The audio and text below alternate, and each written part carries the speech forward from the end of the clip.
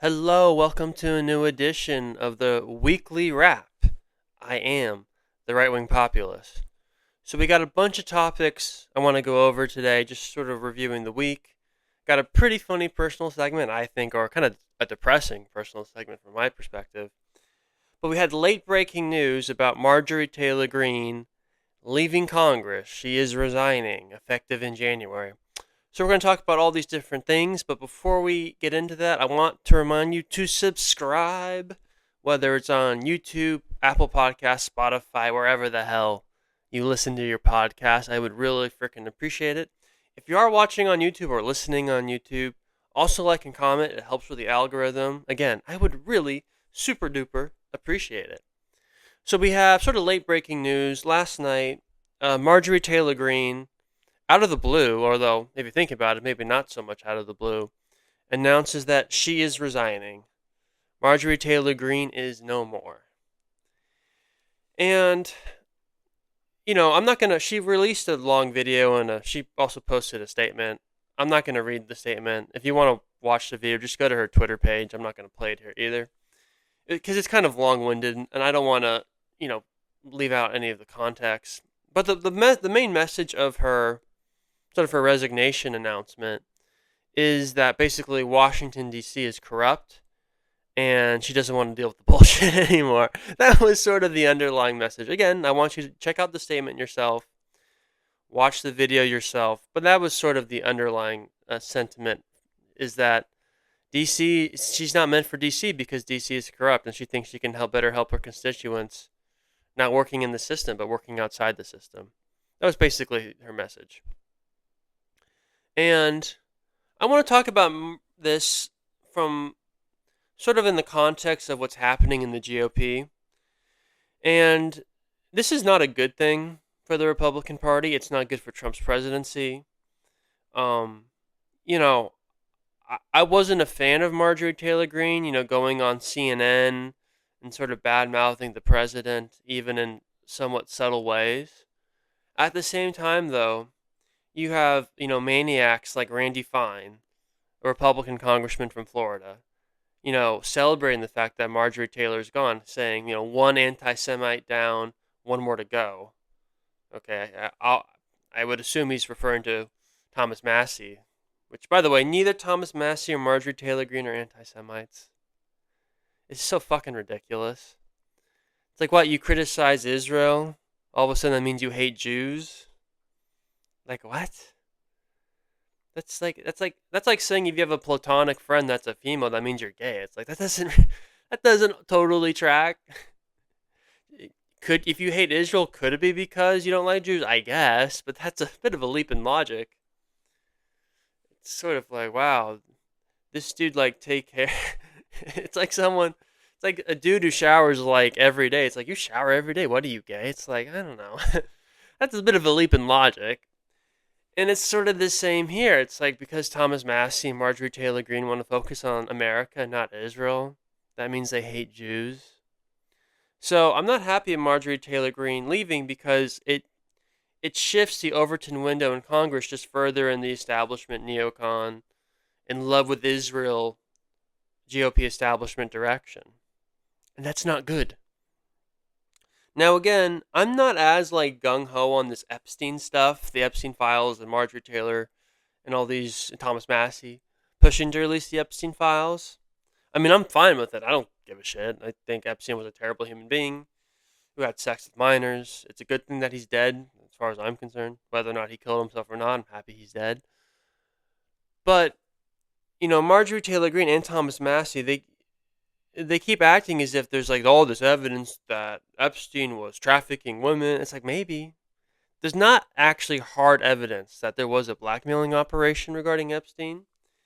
And if we're being honest, Marjorie Taylor Greene and Thomas Massie, their actions regarding Epstein, it did sort of embarrass the president. So you can understand why Trump is thrilled that Marjorie Taylor Greene is gone. I mean, Trump even, I guess a reporter asked him late last night about it, and he said this was a great thing for the country, and I think the Republican Party. I don't agree with that, but you can understand why Trump is happy that she's gone. And again, she was going on CNN, and like apologizing for her past controversial comments, saying that like Trump's comments is like threatening her life. It's like, really? Trump didn't like say anything to incite violence. All he's done is criticize you. I mean, he did. Although, in all fairness, he did call her a traitor. Um, I still think that's in the bounds of political talk, but I could understand why that would bother Marjorie Taylor Greene. And could you have a crazy person want to attack her because the president calls her a traitor? I don't know. I guess. But overall, Trump has not said anything to incite violence against her. So now, at the same time, though, this is not good news. Whenever you have people within a party who are resigning or having disputes with the president, that's always a bad, that's usually a sign that the party itself is not very strong and that there are cracks in the foundation. And frankly, we already knew there were cracks in the foundation thanks to the Tuesday's elections this November when Republicans got wiped out everywhere. It was terrible.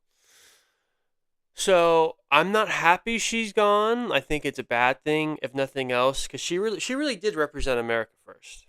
Putting aside maybe my disagreements of how she's handled the Epstein stuff, going on CNN, at the end of the day, who gives a shit? That stuff is whatever. What mattered was is she really did care about her constituents, and she really did care about putting America first. The reason why there was some friction, at least in part, between her and the White House that was developing was she was calling out the White House for not following through on all the America First policies that Trump ran on, particularly ending all these ridiculous wars, exposing corruption, which is related to the Epstein files, of course. Obviously, and this ties to the wars, not doing the bidding of Israel, because that ties into wanting to put America first. And so so that's why there was friction developing between the White House and Marjorie Taylor Greene, is because the White House wants to pretend everything's great. Marjorie Taylor Greene is pointing out that young people can't afford homes, they can't find good jobs. Even if you graduate with a 4-year degree, people are struggling to find jobs. The whole thing is a shit show in a lot of ways. We're still basically in an extension of the Biden economy. There are aspects of the Trump economy, the Trump 2.0 economy, that are better than Biden's economy, but there's still a lot of problems. Inflation is still a problem. The housing market is terrible. There was a decent jobs report that came out over the week that showed that, I guess in the month of, I think it was September, or I think October, that that we gained like over 100,000 new jobs or something to that effect. I got to be honest, I'm not really sure I believe that report. I mean, we saw this in the Biden administration, and it looks like it's happening in the Trump administration, where we have these job reports, and then the numbers get revised down later. And based off the unemployment numbers that are rising, if you look at job listings, etc., I don't believe we added a bunch of jobs in October. I just don't. This smells like what the Biden administration was doing to try to prop up their economic numbers, to try to help them in the election. I don't, Trump's not running for another election, but he doesn't want to be embarrassed with bad job numbers, so I do think those numbers might be a bit cooked. Like, not cooked as if it's over, like cooked as if, they're fudging the numbers a bit. So, anyway, like I said, Marjorie Taylor Greene, it's not good that she's leaving. I don't think she handled herself the best over these past few weeks. But it's not good that she's leaving Congress, because that's just one less true populist voice. Like, who are like the populist voices in the House that we have? I mean, I guess you have Thomas Massey, but he's really more of a libertarian than a populist. Like, who else do you have? Probably the closest thing we have to a populist would be Ro Khanna, and he's a Democrat, like a far left Democrat. Like, who are these? The right wing I mean, Gates is gone. He was a true populist. That's that's why you shouldn't fly women over state lines when they're 17. You get screwed later by Kevin McCarthy. But don't do it. Listen to the people listening. Don't have sex with 17-year-olds. Okay. Wait till they're 18. Just learn patience, my boys. Learn patience. But for those who don't know, Matt Gaetz was accused of having sex with a 17-year-old and flying her over state lines. So he's a sex trafficker, basically. that talk about escalating quickly. I don't even know if he knew her age, in all fairness. It's like, one thing, you're just flying a girl over, showing off that you're this cool congressman who has all this money, can fly on jets. Think there's this cute 19-year-old girl. Next thing you know, you're being investigated by the Biden DOJ for sex trafficking a minor. It's like, whoa, that escalated quickly. Not saying I can relate to that, but that poor Gates, that escalated pretty quickly. So anyway, that's sort of my thoughts on Marjorie Taylor Greene. I'll keep an eye on to see what her future is. Maybe she'll try to run for the Senate in Georgia or governor in Georgia or maybe even the president in 28. I don't think her political career is done necessarily. I think she still has fight in her, but we'll see what happens. But so long to Marjorie Taylor Greene. I'm gonna miss you in Congress. You were very pretty. I loved your accent. I mean, you talked kind of slow, but I still loved your accent. So, best of luck to Marjorie Taylor Greene. Best of luck. Anyway, let's get to the next topic. The next thing I want to talk about is the platform Two-Way. For those who don't know, it's a platform that was created by Mark Halperin, who used to be a very establishment prominent reporter. He used to work for many establishment outlets like NBC, Bloomberg. He did a show for Showtime about the 2016 election called The Circus. It was really cool, actually. It showed us a lot of behind-the-scenes footage, especially with Trump and Hillary. It was really neat. But even the Republican primaries, a lot of cool nuggets. But back in 2017, when the Me Too movement sort of picked up, he kind of got canned because he was accused of some sexual misconduct. Nothing too crazy, but, sexual harassment. But he sort of revitalized his career, and he's done it using alternative platforms like YouTube, Twitter, stuff like that. And the concept of Two-Way, what he created, it's actually pretty neat. It's basically like a big Zoom call, and after they go over the topics of the day during like the morning meeting, where he co-hosts with like this guy named Sean Spicer, used to be the press secretary for the first Trump administration, and then you have Dan, whatever his last name is. This Dan guy, the other co-host, his teeth are like as yellow as like movie theater popcorn. It's insane, and this dude is always smiling too. It's like, Jesus, bro. If you're gonna have teeth as yellow as movie theater popcorn, maybe smile with your mouth and not your teeth. But anyway. Let's not even get into that. So you got Dan, Sean, and Mark. And like I said, they go over the topics throughout the day. I mean, they go through the topics in the morning. And then for like the last 20 minutes of the show, they'll start taking questions from people. So it's kind of a cool concept. However, I've watched the show, and it was a pretty good show during the 2024 election because Halperin is very well sourced. And then, give him more credit, he was really the first major reporter to announce or report that Biden was going to drop out. Like during the RNC, I think during like the last day or the second to last day, Halperin was basically like, yeah, he's gone. He's gonna drop out. And he was right. Biden did drop out. So Halperin, he's a legit dude. There's no question about that. But I've noticed with Two-Way, even though it's not an establishment outlet, it's on YouTube, it's supposed to be alternative media, it still parrots all the same fucking talking points the establishment media does, and has on all the establishment people that these same establishment media outlets have. It's basically just establishment talking points on YouTube that's a Zoom call, as opposed to like a big fancy set that you'll see on MSNBC or MS Now, whatever the fuck it's called now, or CNN. So it's like he went on Tucker Carlson's podcast during the 24 election, and he talked about how he agreed with Tucker that all these forever wars were terrible and all that, and that neoconservatism has really hurt the country. He basically more or less acknowledges that. But then he parrots all the same fucking talking points that led us to those wars. Number one, him and his platform, they're giant Zionist cucks. They fucking love Israel. Israel can do no wrong, according to Two-Way and Mark Halperin. It's fucking insane. Also, they're huge Russia hawks, especially Sean Spicer, which I guess makes sense given his background. But they parrot all these same establishment talking points. They act as if Israel's not doing anything, extremely ugly in Gaza, which they were. Never acknowledged that. He would just have on all these, like John Podortz, this crazy Zionist who thinks that because Zoran Mamdani got elected mayor, that Jews are now being hunted everywhere. I mean, that's basically what he said. I'm not even taking that much out of context. Go look it up.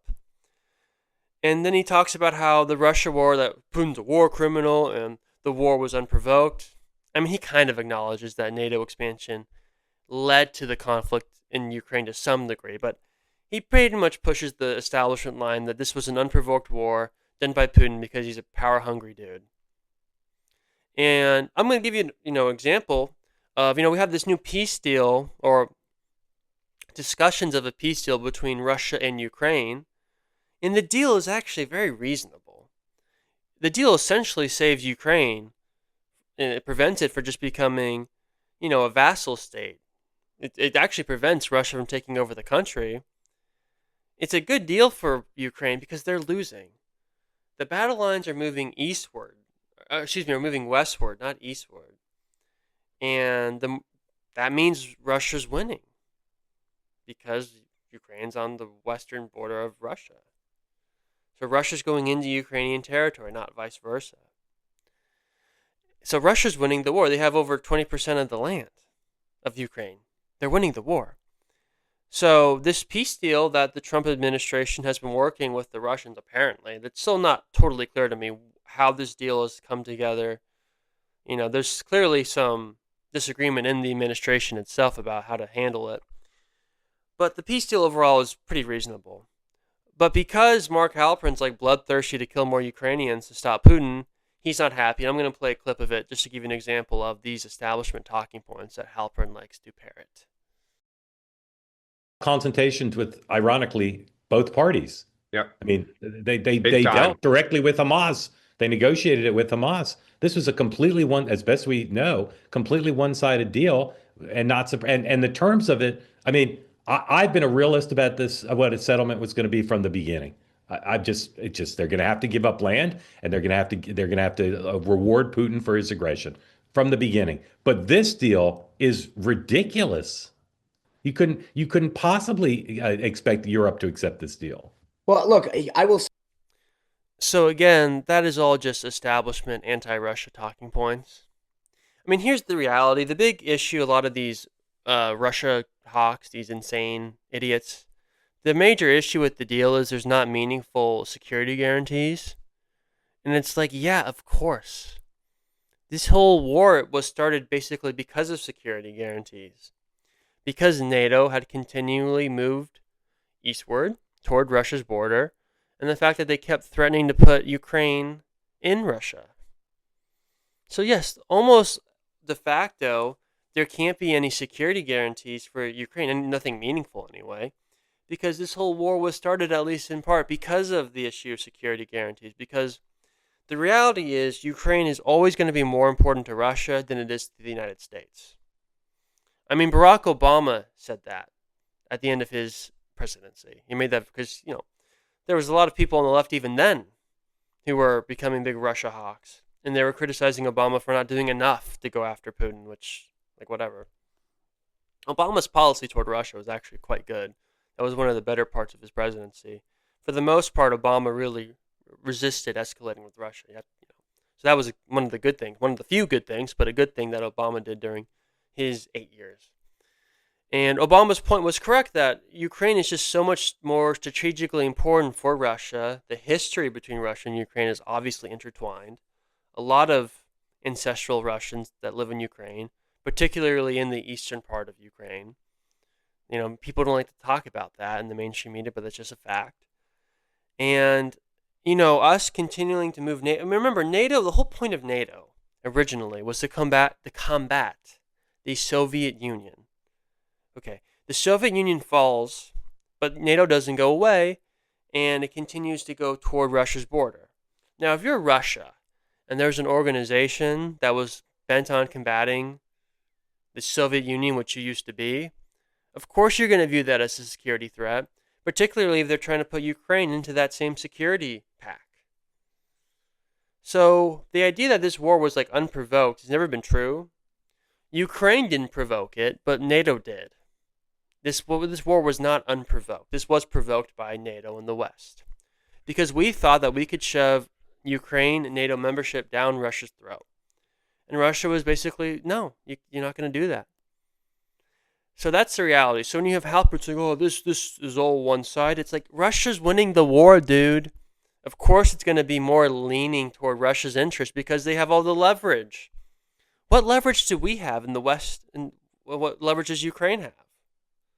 Unless we're willing to put troops on the ground, we have none. And let's be honest, Ukraine is the Russians view Ukraine as such an existential threat to them. If they start losing this war for some reason, nuclear weapons are on the table. That's how important this is for the Russians, NATO. They are not fucking around with this, okay? I do believe Russia would use a tactical nuke if they were losing on the battlefield in Ukraine. That's how important Ukraine is to Russia. And there's no way the United States would be willing to respond to Russia with a nuclear response. That's just not going to happen. So we are playing war games in a way that's not beneficial for the West, for Russia, or for Ukraine. So the Trump administration is trying to create a deal so Ukraine doesn't lose all of its land. And you have idiots like Mark Halperin saying, "Oh, this is too one-sided. They could never agree to this." It's like, okay, buddy. First off, well, anyway, I don't want to make any sexual harassment jokes about Halperin. The funny thing is, I actually do like Halperin. I do overall. I do think that, like I said, the two-way platform is a really cool concept. But again, it is just establishment talking points. And again, I'm not even getting into the fact that they've totally defended Israel's genocide in Gaza. So anyway, that's sort of my thoughts on two-way. I'm not against people listening to it. Again, it's a cool concept. If you're able to talk on the Zoom part of the show, I think that's good. Because sometimes you do have more populist voices who will talk on the show.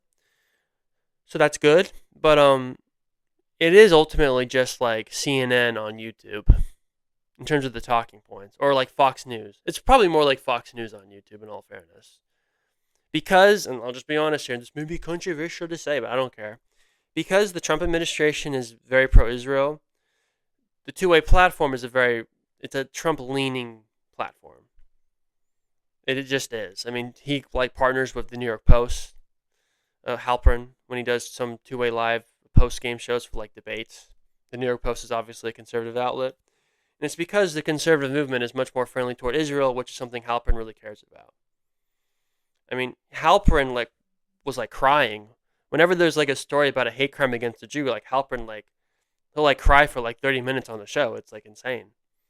We'll be 30 minutes into the show and Halperin's just crying and crying just because someone accidentally bumped into a Jew and didn't apologize without mentioning the Holocaust, and then Halperin can't handle that. Someone bumps into a Jew and he doesn't apologize for the Holocaust. Halperin will start crying all of a sudden. It's crazy. But anyway, that's sort of my thoughts on two-way. I'm not against it, but it's way too much of an establishment outlet. So anyway, if you're going to watch it, just keep that in mind. All right, let's get to the next topic. The next thing I want to discuss is you had a former Obama speechwriter, Sarah Hurwitz. I think that's how you say her last name. Some of these Jewish last names are ridiculous. You don't have any phlegm in your system, you're not going to be able to say them. Terrible.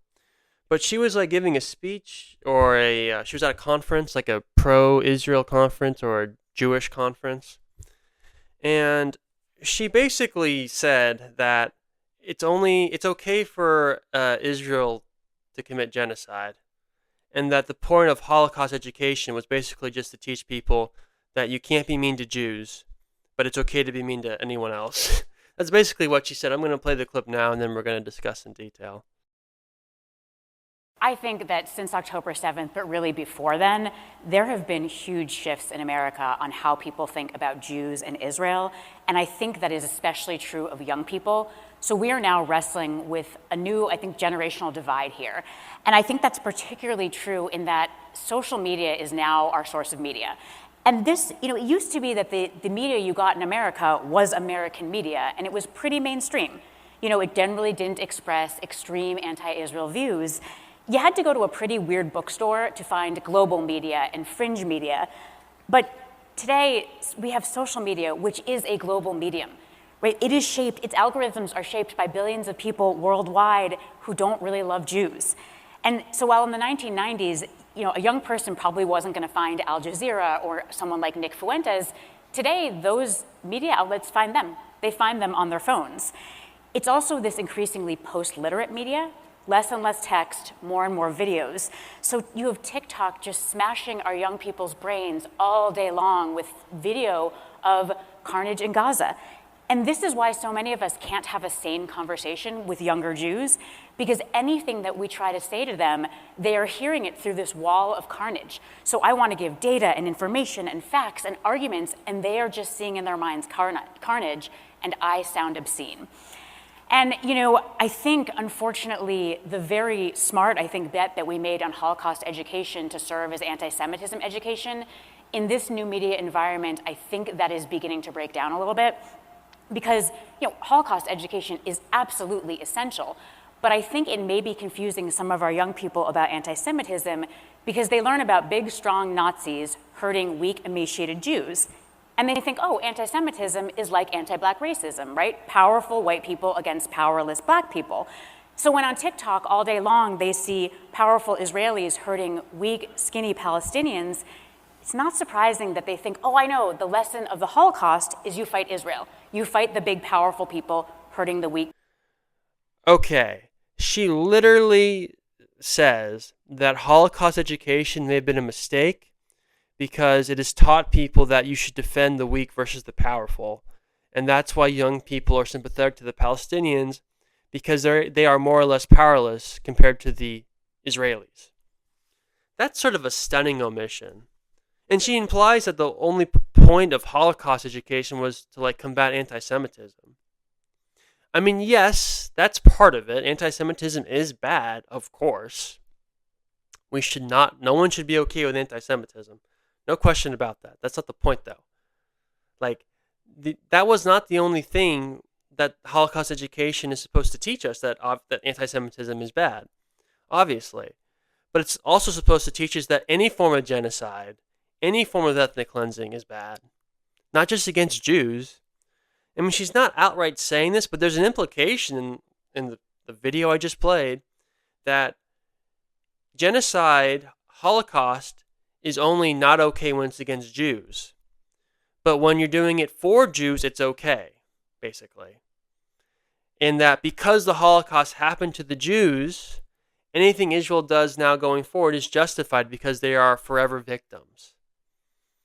That's sort of the underlying message. That's the implication. That's what she's implying. I mean, her statement doesn't really make sense if that's not the implication of what she's trying to get at. She also calls Al Jazeera, Nick Fuentes, all anti-Semites, which Nick Fuentes may be. Al Jazeera, I don't think is an anti-Semitic organization. I think that's just a smear. She also acknowledges that young people are seeing all this carnage in Gaza. It's yeah. That's a problem. They should be seeing it. We should be aware of what's happening in Gaza. Israel has gone out of control in Gaza. Thank God Trump got a ceasefire in the region. That's great. But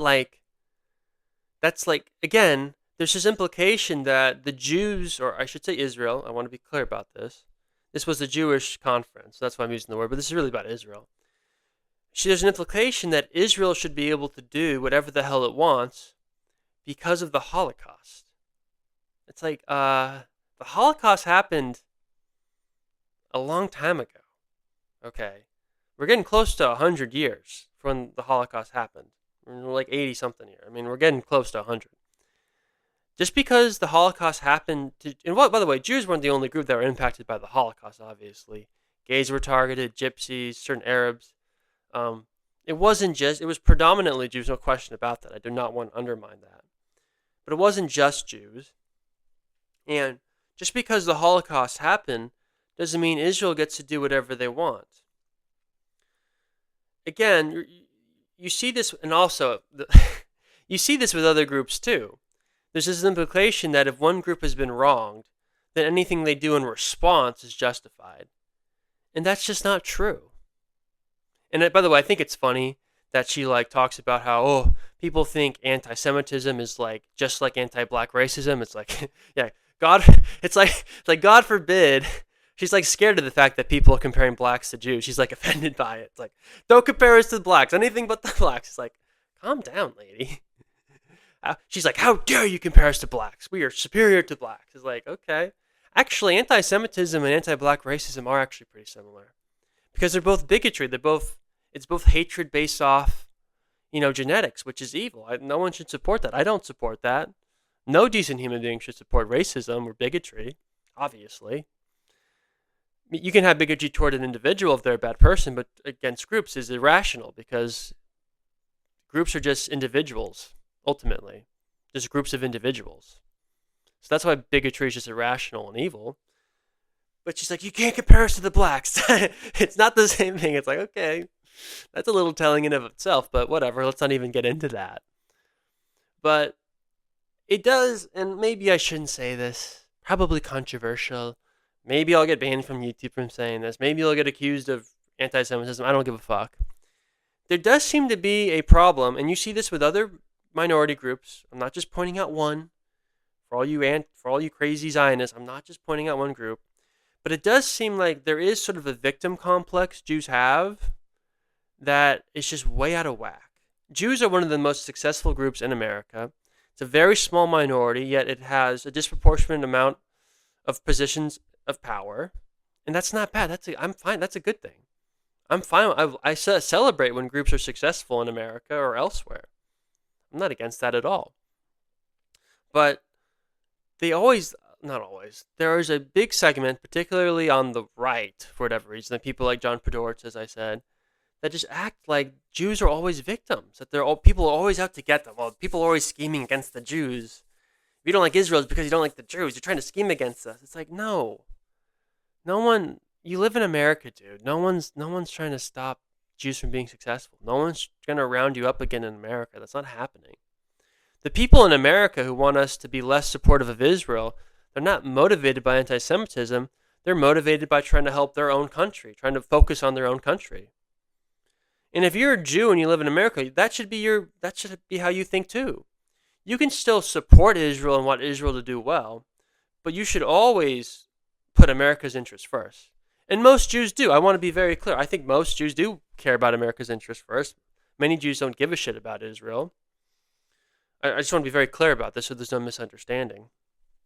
But it does appear to me that you do have some who seemingly care more about Israel. Maybe Ben Shapiro, maybe Mark Levin, I don't know. Randy Fine, he's a congressman. I mean, fucking Ted Cruz acts like he cares more about Israel than the United States to some degree. I mean, he basically said that the whole reason he became a senator was to defend Israel, which is just an insane statement, and it's why he'll never be president, because that statement's going to come back to haunt him, but I digress.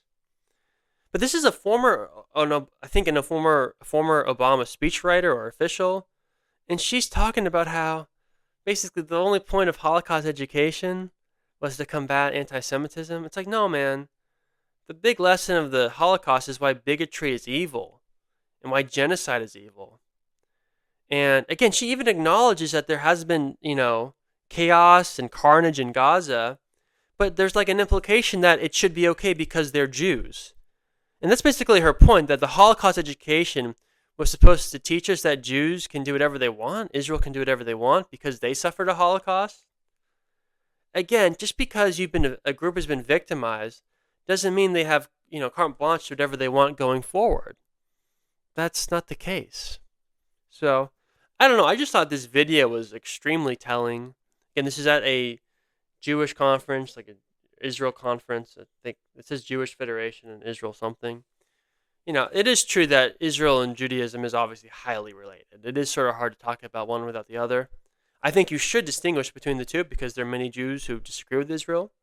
And if you don't distinguish between the two, it's much easier to be falsely accused of an anti-Semite, which I am not. I love Jews. I love their bread. It's great. But I love their hats. It's, frankly, I'd love to have a hat like that because, I'm getting to my late 20s now. My hair is not as thick as it used to be, so I may need something to cover up parts of my hair. So maybe I need to get one of those Frisbee things. Yarmulke. I like calling them little Frisbees. I might need a big frisbee though at this point. We'll see. But anyway, so I just wanted to play that clip. It's just very telling that, again, the implication of her statement is that Israel should be able to commit genocide because the Holocaust happened. It's like, okay, man, you can say that, but that's just an absurd thing to say out loud. So anyway, that's enough about that. I don't even. Here's the funny thing: I don't even like talking about Israel. I'm so sick of it. But the pro-Israel people have gone so fucking insane, as I've just played here, that it's kind of hard not to talk about it, as it continues to impact our domestic policy. Anyway, let's get to the next topic. The next thing I want to talk about is sort of trying to calm down people on the right who are sort of freaking out about the Trump administration. I see people thinking, oh, it's over. The Trump administration is over. Everything's bad. We got no chance of winning the presidency in 28. The midterms in 26 are going to be a disaster. Everything sucks. The world is just being destroyed. The sky is falling. Oh, blah, blah, blah, blah. It's like, calm down, everyone. It's not as bad as it looks. And I want to point out something about Trump's approval rating, which is not good right now. His approval rating has continually to steady decline. And, that's not great. But it should be noted that if you look at this day in history, during Obama's second term and Bush's second term, the first year and their 2 second terms, which Trump is in, Obama was at 40.8% approval. Bush was at 38.7% approval.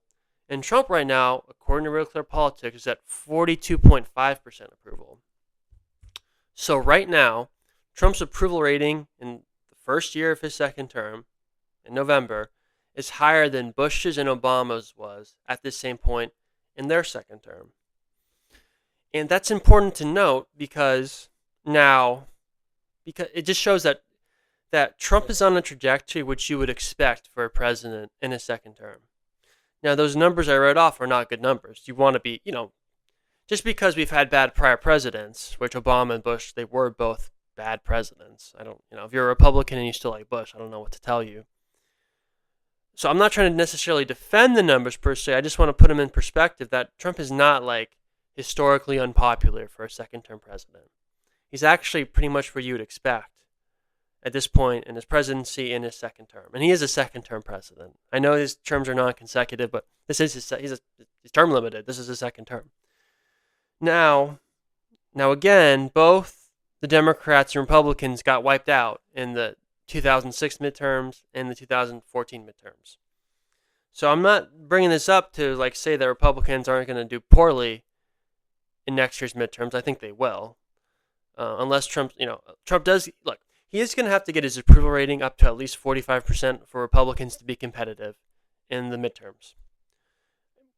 Just based off nothing other than the fact that Republicans, their voting coalition, are less likely to vote. They're lower propensity voters. You're going to have to really motivate these people to get out. And if they're not satisfied with the Trump administration, some of them may vote for Democrats, but most likely they're just not going to vote. And that's enough to really fuck Republicans in the House and can make some Senate races more competitive than you would expect. But again, I just want to note that Trump is not that historically unpopular. He's actually a little bit more popular than you would expect for second-term presidents. Now again, this is a little bit of a warning sign. I'll look at it glass half empty. Again, Obama and Bush, they were not good presidents. They just weren't. Bush, obviously, the ridiculous wars, the economy collapsed. Obama, he continued a lot of those wars.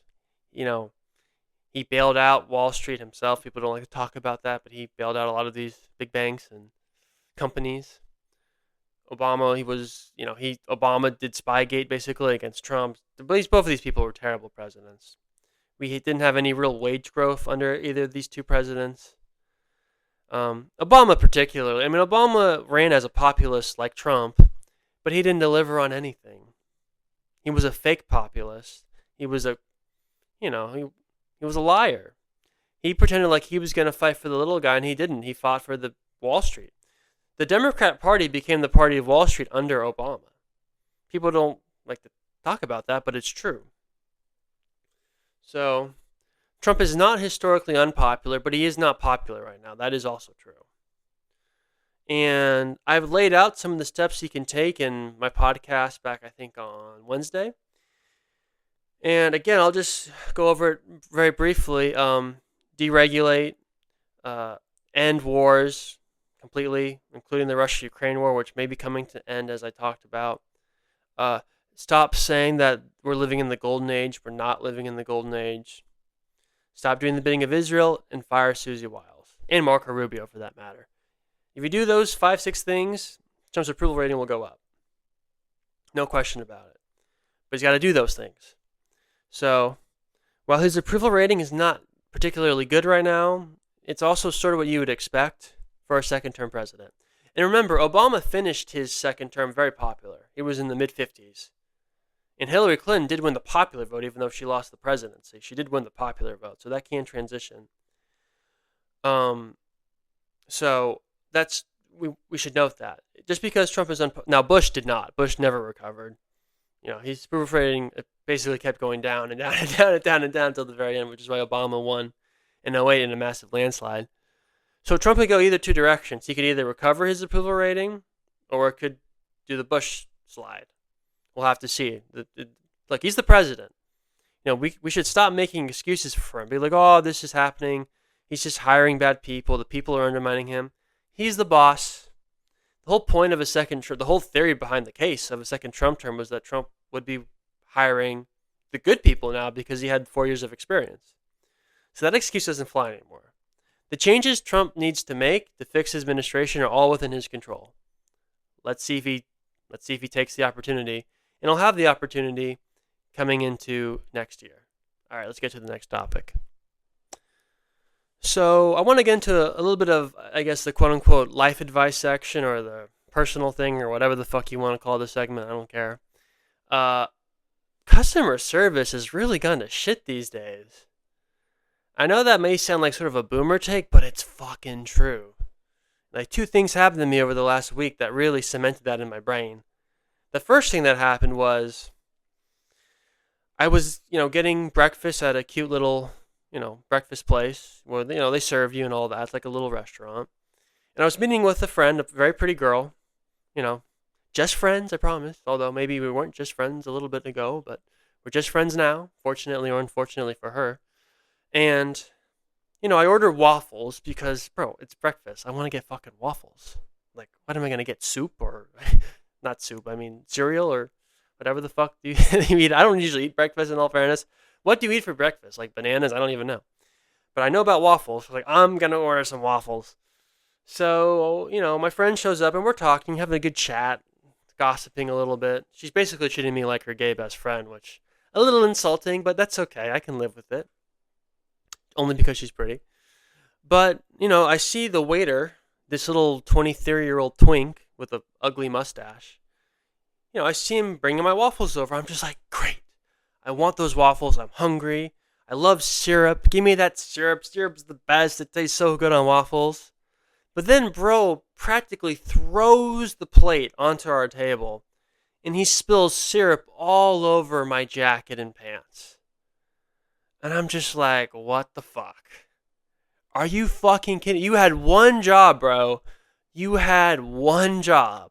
And that job was to give me my waffles and syrup on my plate, not on me. Okay? To the table, but not on my fucking clothes. And then this retard's like, oh, I'm so sorry. Let me get you towels and everything. And then he comes back with and then he starts rubbing me. He starts using the towels. He doesn't hand them to me. He starts using the towels and he's cleaning me off. And then he gives me his phone number to say if he needs to buy me new clothes to text him. I mean, at this point he's basically sexually harassing me.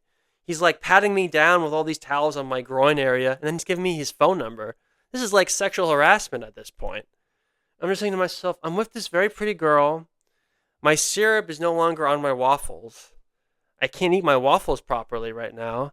And this dude is basically flirting with me. I'm just like, Jesus Christ. What a morning. Now, in all fairness, he gave me also a $20 gift card to make up for it. And I don't know. I guess I'll use that at some point. I don't know if I necessarily want to. I don't think I'm going to be ordering waffles from that place anytime soon. I'll put it to you like that. And it's just bro, you had one job. And it's probably some like college dude who's just like broke and everything. And he did seem genuinely sorry. But it's like, you can't even like serve waffles properly. Like, what are they paying you? This is insane. And again, that's not the only thing that happened to me. The next day, I'm, well, I'll be careful with how I word this. I got off work late. It was after 10. This was last night, actually. And I'm craving tacos. I don't know. I'm supposed to be cutting. I want to get, like, real abs instead of, like, those fake abs where you have to kind of suck in your gut a little bit. I'm in good shape, but I want, like, real fucking abs. But yesterday, I was just, I don't know, in a bad mood for whatever reason. So I was kind of eating. Sometimes when I'm kind of sad or in a bad mood, I'll just eat more. That's not good, but it is what it is. So I'm like, I get off work. It's after 10 p.m. A lot of the places are kind of closed by then. But Jack in the Box isn't. So I'm just like, oh, good. I'm going to get some tacos. Because I love Jack in the Box tacos. They're not good for you. But they're filled with all that sodium. They taste amazing. They're terrible for you. I'm probably going to die 3 years or maybe 10 years sooner than I should. But, at least I had yummy tacos during my life. So there's a little bit of a line. But it's, it's moving. The drive-thru, it's moving okay. And I go to I order my tacos, everything's fine. I pull up to the box, I pay, and I'm just waiting, and I'm waiting, and I'm waiting, and I'm waiting. And finally, the lady who took my credit card and all that to pay, she comes back to the box. She's like, "Oh, it's taking a little bit longer. Can you just pull up to the front and just wait for a bit in front of the store?" I was like, "Okay, that's sometimes happens." I did order like 8 tacos. Again, I'm getting fat now, I guess. So I could understand that. They can take a little while. So that's fine. And there are people behind me. So I pull around and I park in front of the Jack in the Box. And I'm waiting. And I'm waiting. And I'm waiting. And it's like damn near 20 minutes has gone by. And I'm just like thinking to myself, like, what is taking so fucking long? And I can't go into the store because the lobby is closed at this point. The drive-thru is open, but the lobby is closed. And my fucking tacos are not coming. And it's like, what are we doing here? So I don't know what to do. I try calling the Jack in the Box. I don't get anyone. No one picks up. So I just get like an automated thing, like from corporate or some weird shit. So I'm just like, okay, fuck this shit. And by this point, it's been like 30 minutes. So I decided I'm just going to go back to the drive-thru and be like, where are my fucking tacos? So I go back into the line. There wasn't much of a line. There was like 2 cars actually. It was fine. I get back. I get to the window. I'm just like, lady, it's been like damn near 50 minutes since I ordered my tacos. What the fuck is going on? And then she tells me that she thought that one of her other employees already brought out my tacos. And then she hands me them through the window. I'm just like, really? It's like almost 11 p.m. at this point. I waited like close to 50 minutes just for fucking tacos from shitty Jack in the Box tacos because you thought your employee had brought them out, but they hadn't. It's like, what the fuck has happened to customer service? This is what's wrong with America, folks. And, the people working at this Jack in the Box for Hispanics, I was like, maybe should I call ICE on them, like to get payback? I don't know. I didn't do that, obviously. Maybe I shouldn't have said that. I didn't do that. But it's like, what the hell? I just wanted some tacos, bro, and I had to wait in line. Ugh, terrible. You can't even get waffles or tacos in America without either getting hit on by a ugly gay twink or having to deal with a bunch of illegals who don't know how to take tacos out to a car. Just terrible. What has happened to this country? Ronald Reagan was right, man. What has happened to this country? So, yeah, lesson in that. Customer service has gone to shit. So if you work in the customer service industry, like, get it together, guys. Like, seriously. It's been a rough couple days for me. So, anyway, that's sort of my thought on the state of customer service in America. It's just one of those things. Anyway, folks, that's going to be it for the podcast today. Thanks for listening. I'll be posting clips throughout the day. Please like and subscribe, whether it's on YouTube, Apple Podcasts, or Spotify. I'd really appreciate it. We'll be back next week, folks. Bye-bye.